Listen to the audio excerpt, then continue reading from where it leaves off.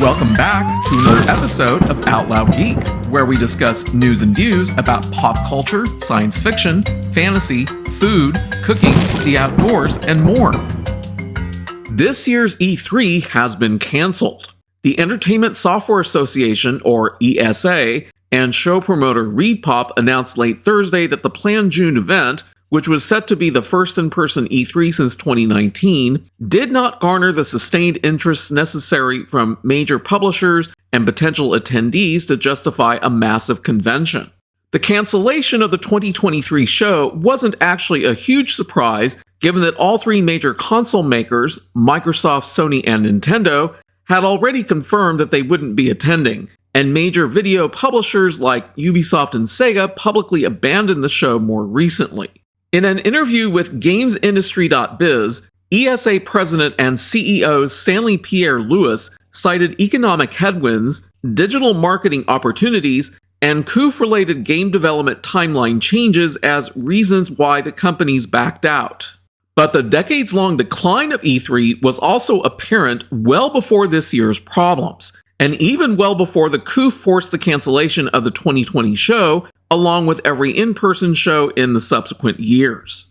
E3, which is short for the Electronic Entertainment Expo, has been an annual trade fair for the video game industry that began in May 1995 in Los Angeles, California, when video game companies had decided to split away from the Consumer Electronics Show that's held annually in Las Vegas.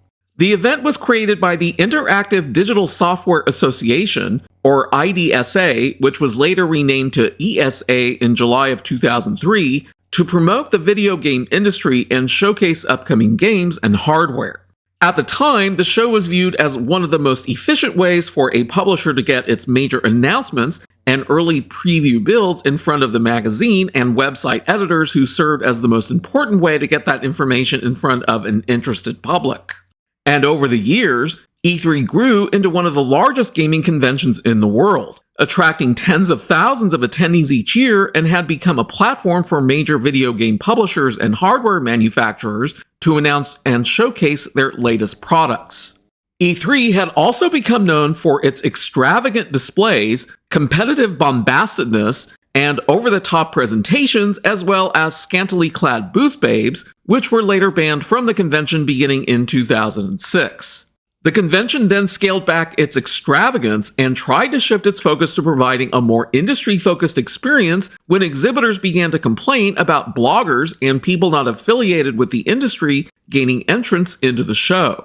Whereas the 2005 E3 had the highest attendance with around 70,000 attendees, the show was then capped to only allowing 10,000 and then 5,000 attendees in 2007 and 2008, respectively. But due to harsh criticism of how much the show was scaled back and how little exposure it was getting, ESA restored the show back to its former self in 2009, but limited the number of attendees to 45,000. It was in 2008 when Activision became one of the first major participants to withdraw from E3 and ESA, citing business reasons. In reality, E3 has remained a show that was built for a very different video gaming industry, and it has ultimately failed to change with the times. Prior to its cancellation due to the COOF, Geoff Keighley had announced in May 2020 that he would not be participating in E3 2020, citing concerns about the direction of the event and the lack of collaboration among organizers. He had also expressed disappointment that many major publishers had decided to pull out of the event in favor of hosting their own digital events. Keighley, who is a Canadian video game journalist, presenter, and producer, and is best known for his work in video game media, as well as for hosting and producing the Game Awards, which is an annual award show that honors achievements in the video game industry, had been a longtime fixture at E3, hosting and producing the show's live coverage and providing behind-the-scenes access to the event. However, in the years leading up to his departure, he had become increasingly critical of the show's format and had expressed frustration with the way that publishers were using their own events to make major announcements outside of E3. An example of this was Nintendo deciding to debut the Switch in 2017 by hosting its own January hands-on event in New York City, rather than rushing out demos for E3 months earlier. Sony then followed suit in 2019, dropping out of that year's E3 altogether and the then planned 2020 event before it was canceled due to the coup, despite the impending launch of the PlayStation 5.